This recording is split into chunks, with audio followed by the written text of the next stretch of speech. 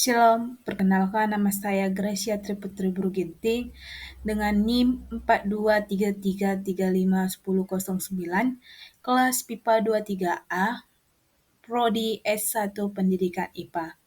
Di sini saya akan memaparkan materi yang keenam yaitu mengenai demokrasi. Selamat menyaksikan. Dalam materi demokrasi terbagi menjadi 3, yaitu yang pertama itu tentang konsep demokrasi, yang kedua itu prinsip demokrasi, dan yang ketiga itu perkembangan sistem demokrasi di Indonesia. Materi yang pertama yaitu mengenai konsep demokrasi. Secara etimologi, kata demokrasi berasal dari istilah demokratia yang berarti rule of the people. Merupakan paduan dari dua kata, demos ben rakyat atau people, dan kratos berarti kekuasaan atau power atau pemerintah. Istilah itu muncul di Yunani pada abad ke-5 sebelum Masehi, yang waktu digunakan untuk menanamkan suatu bentuk pemerintahan di salah satu negara kota atau city state, yaitu Athena.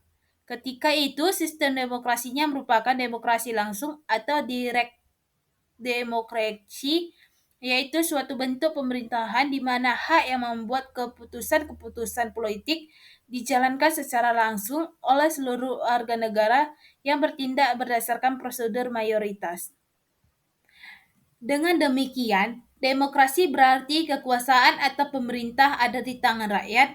Dalam konteks ini, kekuasaan atau pemerintah tertinggi berada di tangan rakyat dan dijalankan langsung oleh mereka atau oleh wakil-wakil yang mereka pilih di bawah sistem memilih bebas. Materi yang kedua yaitu mengenai bentuk demokrasi. Menurut Budi Juliardi, menjelaskan secara teori demokratis yang dianut oleh negara-negara di dunia berbagi menjadi dua, yaitu yang pertama itu demokrasi langsung atau direct democracy, yaitu paham demokrasi yang mengikut sertakan warga negara dalam permusyawaratan untuk menentukan kebijakan umum dan undang-undang. Yang kedua yaitu demokrasi bidang langsung atau indirect democracy, yaitu paham demokrasi yang dilaksanakan melalui sistem perwakilan yang biasanya dilakukan melalui pemilihan umum.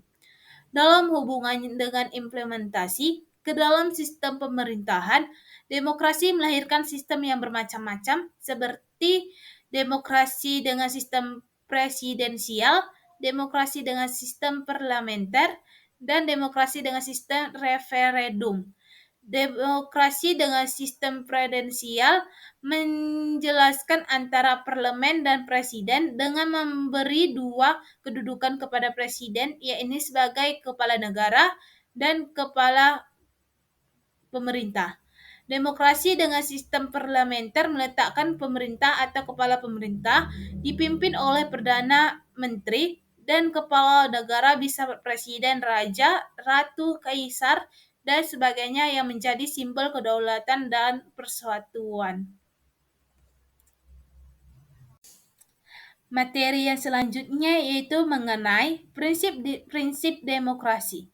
Menurut Raini 1982 ayat 278 ada 4 prinsip yang terkait dengan pemerintahan demokrasi, yaitu yang pertama kedaulatan rakyat, yang kedua persamaan politik, yang ketiga konsultasi kepada rakyat, dan yang keempat yaitu aturan mayoritas.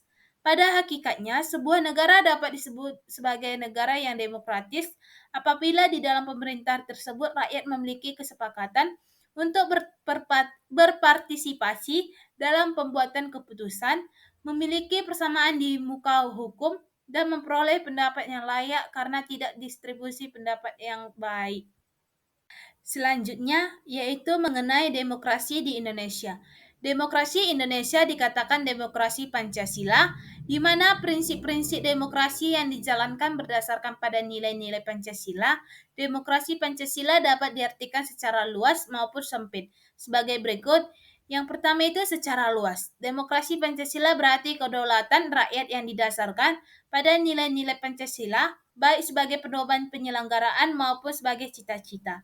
Yang kedua yaitu mengenai secara sempit demokrasi Pancasila, berarti kedaulatan rakyat yang dilaksanakan menurut hikmat kebijaksanaan dalam permusyawaratan perwakilan.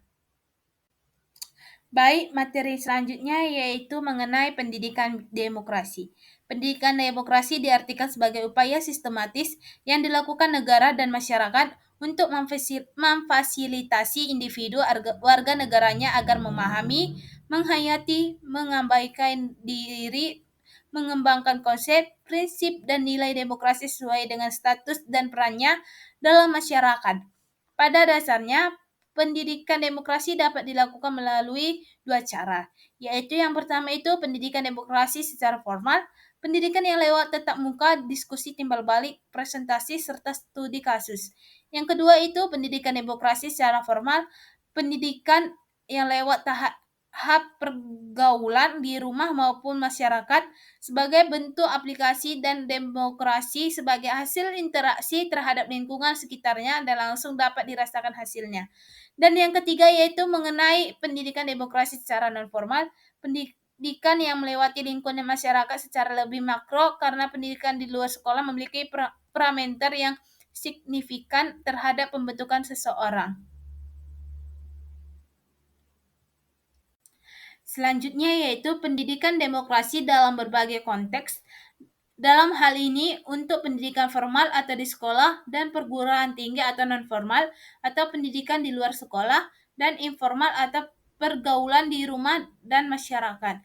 Mempunyai visi sebagai wahana substantif, pedagogis, dan sosial kultural untuk membangun cita-cita, nilai, konsep, prinsip, sikap, dan keterampilan demokrasi dalam diri warga negaranya melalui pengalaman hidup kehidupan demokrasi dalam sebagai konteks.